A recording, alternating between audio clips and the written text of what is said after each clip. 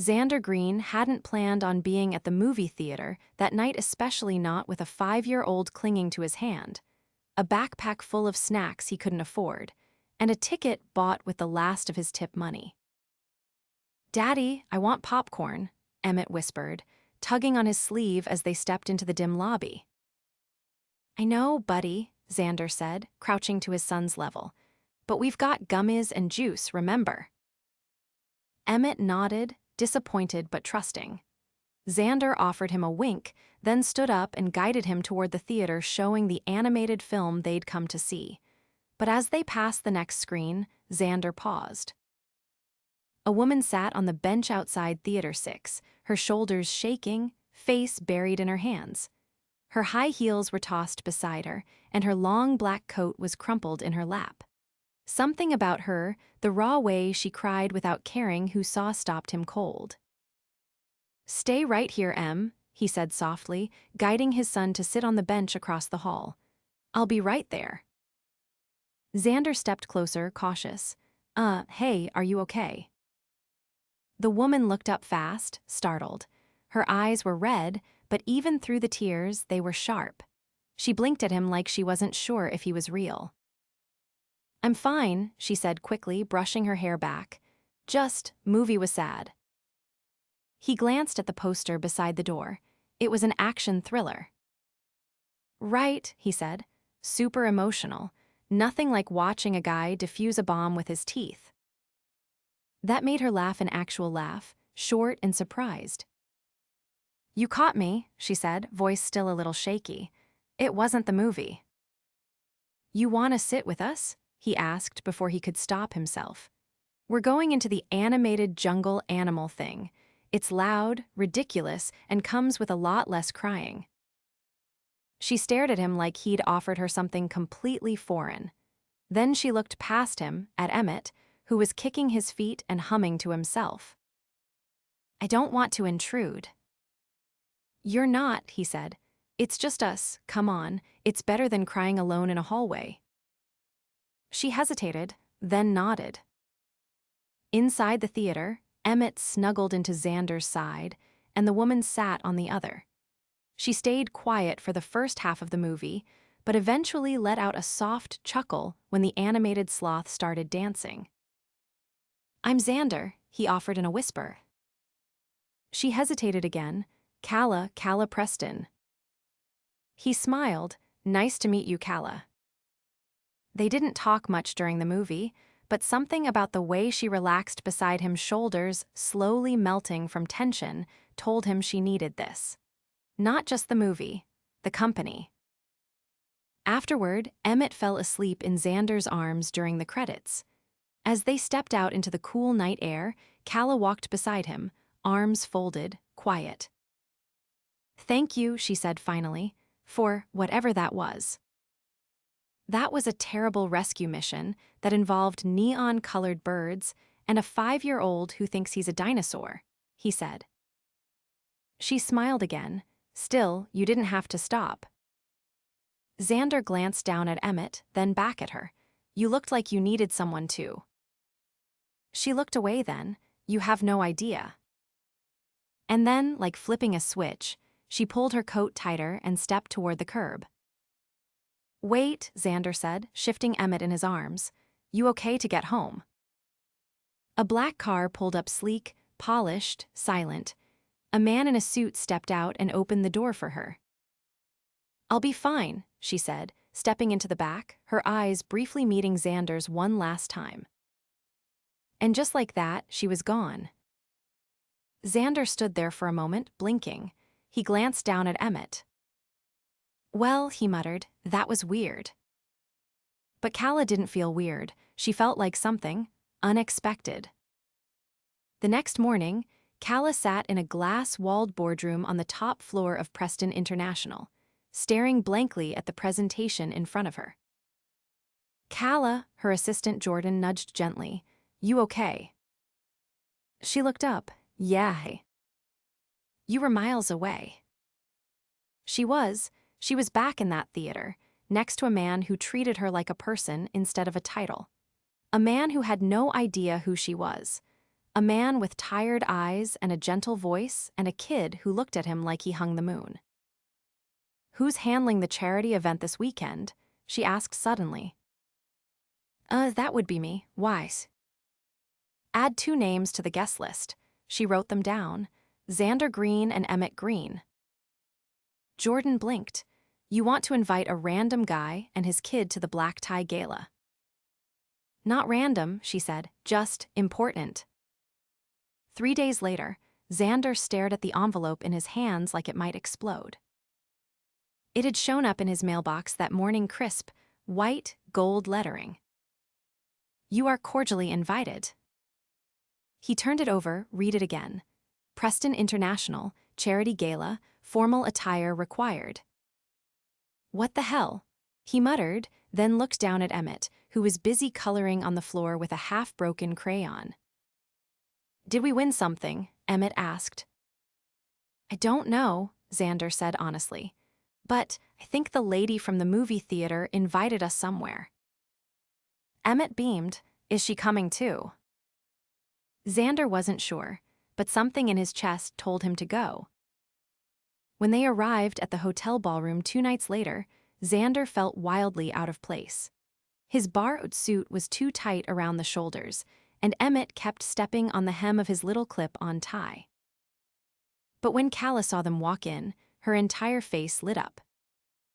She walked over in a black dress that looked like it belonged on a magazine cover, but her smile was real, warm. "You came," she said. "You invited," Xander replied, glancing around. "This is not a jungle animal movie." Calla laughed. "No, it's not." Emmett tugged her sleeve. "Hi." She crouched down to his level, smiling. "Hi, Emmett. I'm really glad you're here." He nodded. "Daddy said we had to wear nice clothes or we'd get kicked out." Xander groaned. "Okay, buddy, maybe keep some things between us."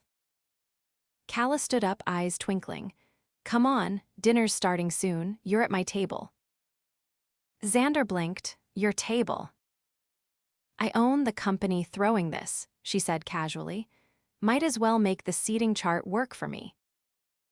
Xander stared at her. "You're the CEO?" he asked. Calla nodded, surprised. "Let's just say, you didn't look like a billionaire when you were crying outside Theater 6. She tilted her head. "And you didn't look like someone I'd still be thinking about 3 days later." Xander froze. And for the first time in a long time, he didn't feel poor. He felt chosen. And that changed everything. The string quartet played something elegant and distant as Xander sat beside Calla at the round table, draped in ivory linen. Crystal glasses shimmered under the chandeliers, and a waiter in a white jacket placed a silver plate in front of Emmett, who stared down at the unfamiliar food with a mixture of awe and suspicion. "Do eat the green stuff," Emmett whispered to Xander, eyeing the garnish like it might bite him first. Calla leaned closer. "Only if you want to be very brave." Emmett puffed up his chest and stabbed it with his fork.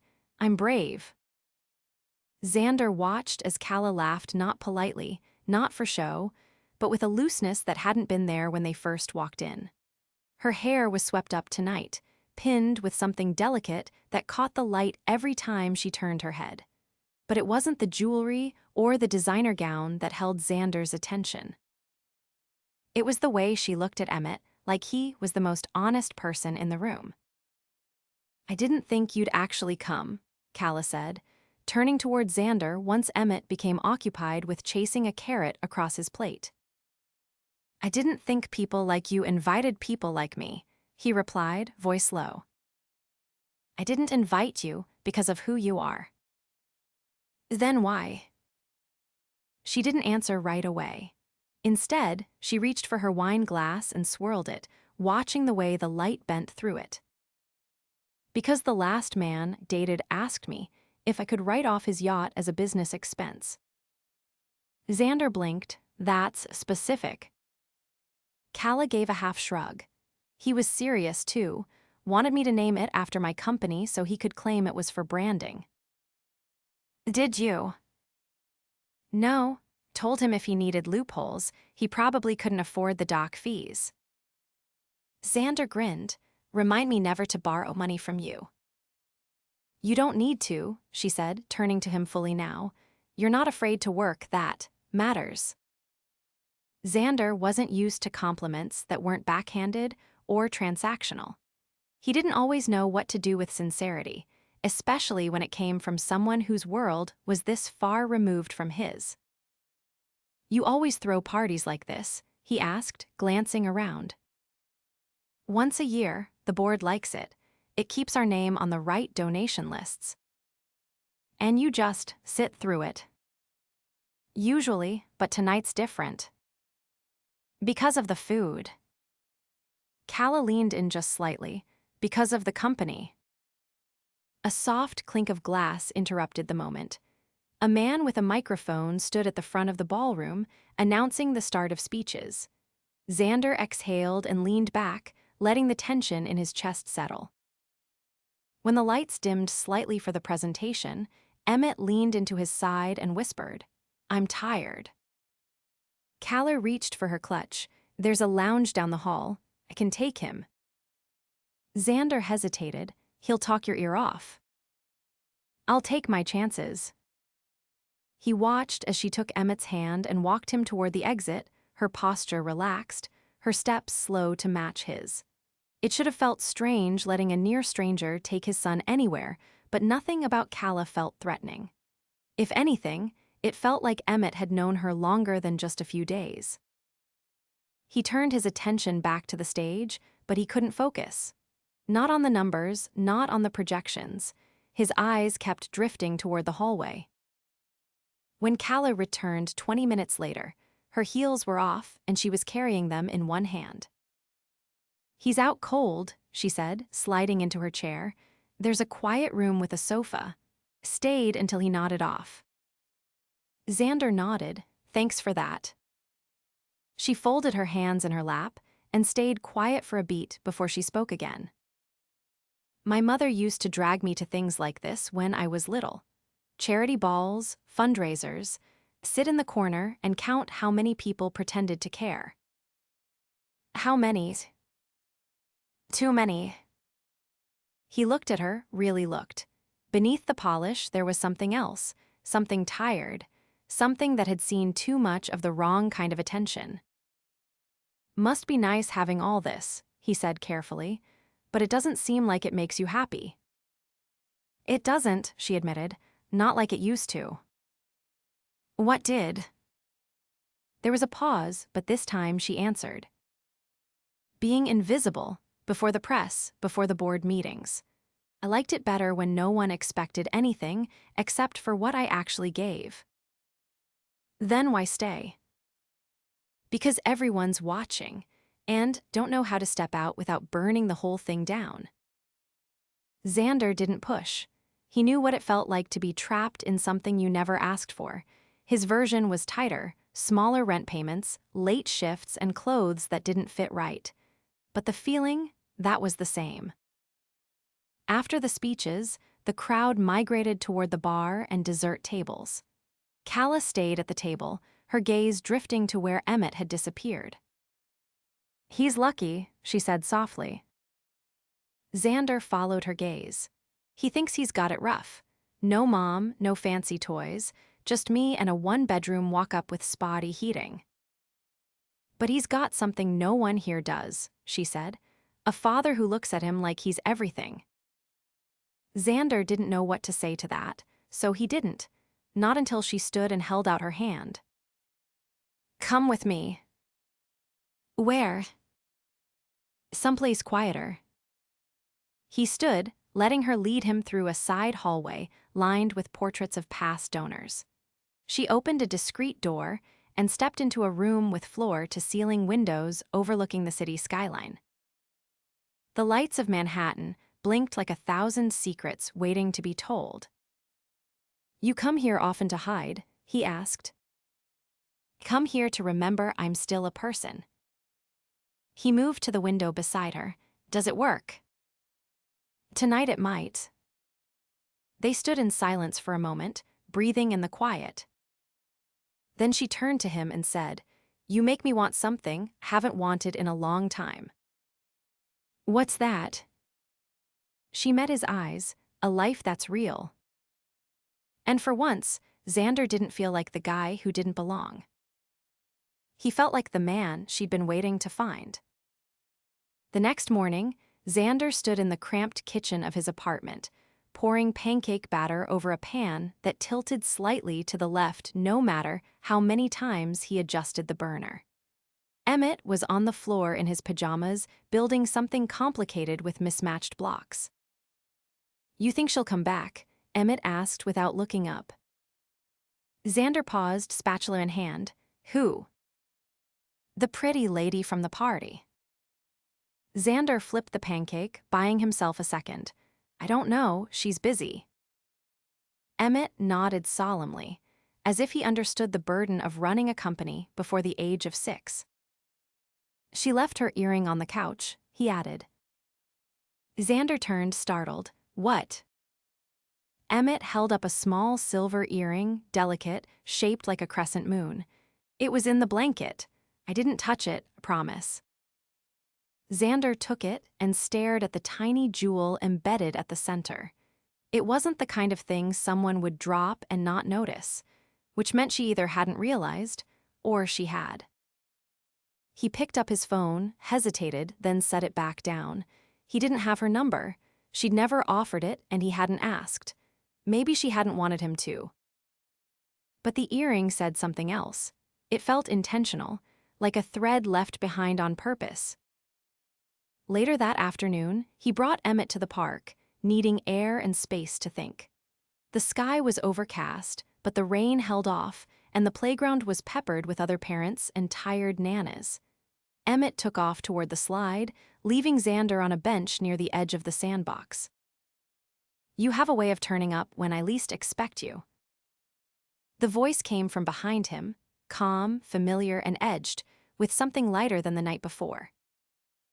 Xander turned to see Calla standing there in jeans, a gray sweater, and boots that looked newer than the entire contents of his closet. She carried a paper bag and a folded blanket over one arm.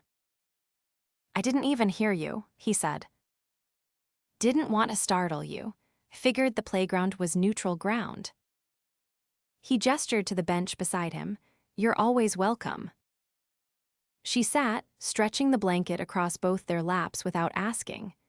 Inside the paper bag, she pulled out 2 lidded cups and handed him one. "I remembered you drink your coffee black," she said. "You remembered after 1 cup." "I remember what matters." He studied her quietly for a moment. "You didn't leave that earring by accident, did you?" She didn't look surprised. "No. Figured it would give me a reason to come find you." "You needed a reason." "I needed something that wasn't a risk disguised as a mistake." "And this," he lifted the cup slightly, "still a risk." She turned to face him fully. "I don't meet people like you in my world. Everyone wants something. A contract, a connection, a piece of the company. But you made sure your son had juice and snacks when you couldn't afford popcorn." He laughed softly. "You make that sound noble. It's just parenting." "No," she said. "It's integrity, and I'm starving for it." They sat in silence, the sounds of the playground filling the space between them. Emmett ran past them, waving, then disappeared toward a climbing net. "Does he ask about his mom?" Calla asked carefully. "Sometimes," Xander replied. "She left when he was 2, said she wasn't built for this kind of life." "And you?" "I wasn't built for quitting." Calla nodded slowly. "I'm sorry, that couldn't have been easy." "It wasn't, still isn't, but I get good moments, like this one." She looked over at him, eyes soft. "You think this is a good moment?" "I'm drinking coffee with someone who doesn't think I'm a charity case. That's rare." "I don't think of you that way." "I know, that's why I'm still sitting here." Calla leaned back, letting her shoulder brush his. "My father raised me to be ruthless, said kindness was a luxury we couldn't afford. Did you believe him? For a while. Then I started noticing that being ruthless never got him the things he actually wanted, just the things he thought he needed. And you. I'm still figuring it out. Another silence fell, but it was quiet in a way that felt earned, not awkward. Xander sipped his coffee, gaze drifting toward the skyline in the distance. Do you ever wish you could disappear? He asked. More often than I admit. And if you could, I'd want to end up somewhere like here, with people who don't expect me to prove anything. Xander turned toward her. Then you're in the right place. She smiled at that, not broad but real. I have to fly to Boston tomorrow, she said. Board meeting, 2 days. His chest tightened slightly, and after. I want to come back, if you'll be here. We're not going anywhere. She stood then, brushing off the blanket. Keep the earring, just in case you need a reason to find me next time. Xander watched her walk away, her steps steady, her head held high but not in the way he'd seen her carry herself before. This was different. Less armor, more clarity. When Emmett came racing back, breathless and grinning, Xander caught him mid-run. Hey, bud, you make a new friend. Emmett nodded. A girl named Leela. She said, can come to her birthday party if I bring my own juice box. Xander laughed. I think we can swing that. He looked down again at the earring in his hand, then tucked it carefully into his pocket. Something had shifted, and for the first time in a long time, it didn't feel like the world was tilting against him. It felt like it was waiting. It was the third time Calla had glanced at her phone in 5 minutes. Not to check for messages, there were always too many of those, but to revisit the photo Emmett had drawn and Xander had sent her the night before. A crude stick figure with thick arms and a cape labeled Super Dad in crooked letters. She hadn't been able to stop smiling since. Boston was a blur. The board meeting had stretched into a second dinner, and the dinner into an after-hours discussion about international licensing rights that left her with a headache and a dry mouth. She'd listened, nodded, spoken when needed, but her mind had been 300 miles south the entire time. Now, back in the city, she stood in the entryway of her penthouse, heels in one hand, her assistant's voice still echoing in her ears from earlier that day. The press wants to know who he is. They're getting aggressive. She'd cut the conversation short, but the truth lingered. If she stepped forward into something real with Xander, their lives would change. Not just hers, his too, and Emmett's. The thought made her stomach twist, not with fear, with caution, because for once she wasn't thinking about optics.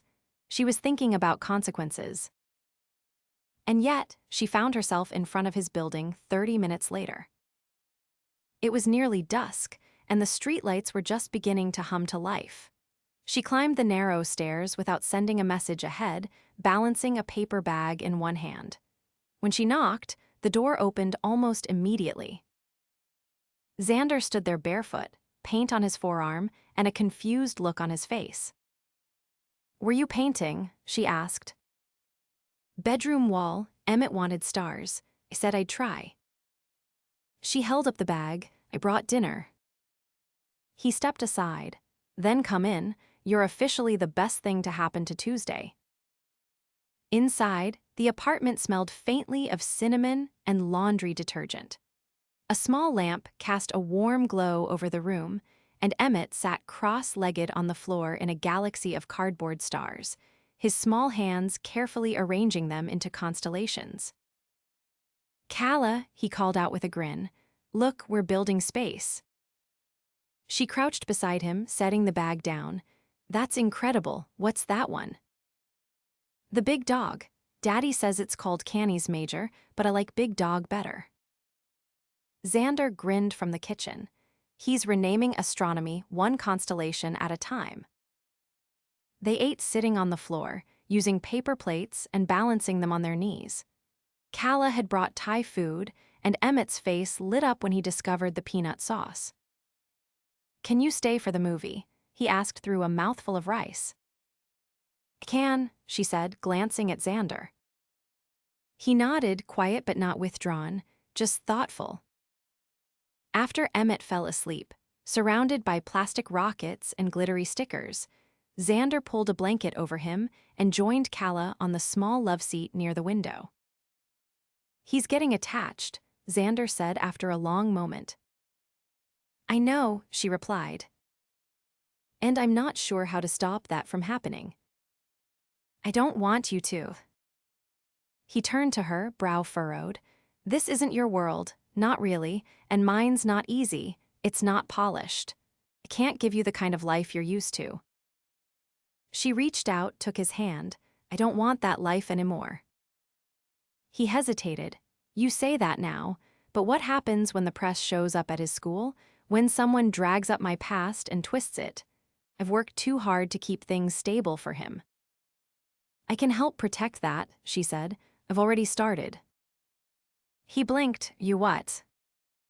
"I spoke to my legal team, told them to block any press inquiries that mention Emmett by name. I'm not handing anyone a story." Xander leaned back, processing. "I'm not trying to take over," she added. "I just want to keep both of you safe. And if that means using my name to build a wall around you, I will." He let out a long breath. "You're serious?" "I've never been more." Silence stretched again, but now it pulsed with something electric. Not tension, certainty. "I've never had someone fight for me like that," he said finally. "You fight for Emmett every day without even thinking about it. Let me fight for you." His voice dropped. "I don't know how to be with someone like you." "Then we'll figure it out together." She leaned in then, slowly, and he met her halfway. The kiss wasn't rushed. It was quiet, grounding, the kind that didn't demand fireworks because it lit something deeper. When she pulled back, her forehead rested against his. "Stay tonight," he said softly. "Do you mean that?" He nodded. "I want you here." She touched his jaw. "Then I'm not going anywhere." The next morning, Emmett woke up to the smell of French toast and the sound of laughter coming from the kitchen. He patted in sleepily, rubbing his eyes, and paused in the doorway. Calla stood by the stove, barefoot, wearing one of Xander's oversized shirts tied at her waist. Xander stood beside her, flipping a slice of toast with unnecessary flair. "You're burning it," she teased. "I'm making it dramatic." Emmett grinned and ran to her. She scooped him up without hesitation, pressing a kiss to his cheek. "You stayed," he said. "I did." "Are you gonna keep staying?" She looked over at Xander. He walked over, placed a plate on the table, and wrapped an arm around both of them. "We're going to figure that out," he said, "together." Later that week, Xander stood in a crisp suit that Calla's tailor had insisted on hand-delivering. The gala crowd swirled around him, but this time, it didn't feel suffocating. He wasn't there as a guest. He was there as her partner. Calla walked toward him from across the room, head high, eyes on him, not the cameras or the crowd. When she reached him, she slid her arm around his waist and turned to the press line gathering at the edge of the carpet. "This is Xander Greene," she said clearly. "He's the man I love. And this," she added, producing a small velvet box from her clutch, "is for Emmett." Inside was a star-shaped pin, engraved with the words, "My universe begins with you." Xander swallowed hard. He's going to lose his mind. "He already has," she whispered. "He cried when they finished the ceiling." "What ceiling?" She smiled. "I bought the apartment next door, knocked the wall down. Emmett wanted a planetarium." He stared at her. "And you just." "I wanted him to have a room where he could dream." He looked at her, really looked. And for the first time in his life, he didn't feel like he had to catch up to anyone. He was exactly where he belonged. And so was she. Xander stood in the middle of what used to be two apartments, now transformed into a single, open home with high ceilings and soft lighting that spilled warmth across the honey-colored wood floors. The smell of new paint still lingered faintly in the air, mingling with the scent of something sweet baking in the oven. Calla's attempt at banana muffins from a recipe Emmett had brought home from school. He glanced over at the wall of stars in Emmett's room, now complete with a built-in telescope and a remote-controlled ceiling that glowed with constellations at night. It wasn't just a room anymore. It was a dream made real, piece by piece. Calla appeared from the hallway, barefoot, hair loosely tied back, wearing one of his hoodies that nearly reached her knees. "He's out," she said, gently closing the door behind her. "Took 2 books and a negotiation about brushing his teeth, but he's officially asleep." Xander smiled as she crossed the room and curled onto the sofa beside him. "You're getting better at that." "I'm learning from the best." He reached for her hand, threading his fingers through hers. The TV played quietly in the background, but neither of them was really watching. Outside, rain tapped softly against the windows, coating the city in a quiet haze. "You've changed everything," he said after a long moment. Calla turned her head. "How so?" "You gave me space to breathe, not just physically, all of it. I didn't know how tight I'd been wound until you made room for something different." She rested her cheek against his shoulder. "I didn't want to change your life, Xander. I just wanted to be in it." "You're not just in it," he said. "You're woven into it now." Calla sat up, her expression suddenly more serious. "There's something I've been meaning to talk to you about." He nodded. "Tell me." "I decided to step down as CEO." He blinked. "You what?"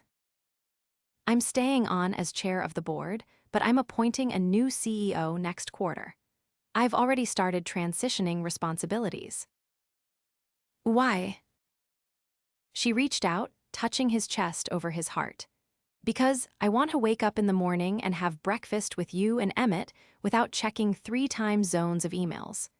I want to paint stars on ceilings and burn banana muffins and spend afternoons in the park without worrying about quarterly reports.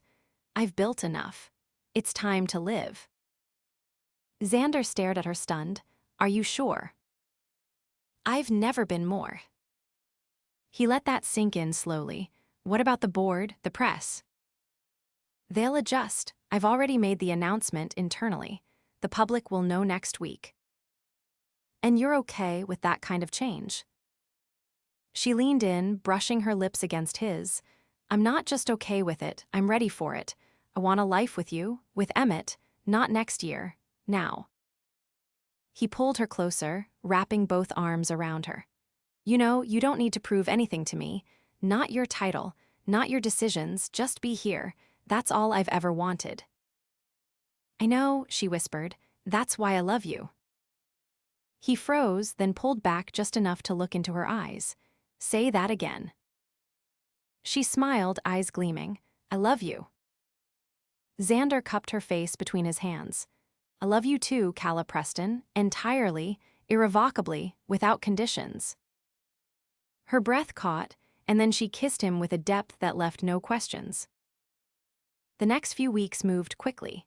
Calla's resignation made headlines, but to her surprise, the public reaction was more intrigued than judgmental. Articles speculated about her graceful pivot and quiet power, and though her phone never stopped buzzing, she ignored most of it. She was too busy orchestrating pancake breakfasts, building Lego skyscrapers, and learning all the names of planets in Emmett's solar system mobile. On a crisp Saturday morning, Xander took her by the hand and led her to the rooftop of their building, now cleared and strung with dozens of soft white lights. A small table held a thermos of coffee, 2 mugs, and a single velvet box. Calla stopped. "What is this?" "I figured you've had enough grand gestures for a lifetime," Xander said, "but I wanted one of my own." She turned slowly, eyes wide as he dropped to one knee. I don't have wealth or legacy to offer you, but I have a heart that's been yours from the moment you cried outside a movie theater. Have a son who already calls you his sky. And I have a quiet, steady kind of love that will never outshine what you've built, but will always be the safest place you fall. He opened the box. Inside was a delicate gold ring, simple, elegant, with a tiny star-shaped diamond in the center. "Calla Preston," he said, "will you marry me?" Tears blurred her vision. She nodded, dropping to her knees to meet him. "Yes, yes, Xander, always yes." They kissed under the soft city light, the world quiet around them, the promise between them louder than anything. The wedding was small, held at the planetarium Emmett loved so much. He walked Calla down the aisle, grinning with pride, wearing a little navy suit and a tie covered in stars. Xander waited at the end, heart full, eyes never leaving hers. They wrote their own vows. Calla's voice trembled only once, when she promised to never forget the man who gave her the courage to stop leading and start living. Xander promised to never let her forget the woman who chose love over legacy. Afterward, Emmett insisted they all dance to a song he'd picked. It wasn't traditional, something upbeat and completely out of rhythm, but it was perfect. They danced barefoot, laughing so hard they couldn't breathe. Later that night, after Emmett had fallen asleep clutching a toy telescope, Xander and Calla stood on the balcony of their home. "I never thought I'd have this," he said quietly. "I never thought I'd want it," she replied. "But now, I can't imagine anything else." He kissed her, slow and sure, and they stayed like that until dawn, wrapped in each other, no longer two separate worlds but one. And the stars, both on the ceiling and above the city, shone just a little brighter. "Always,"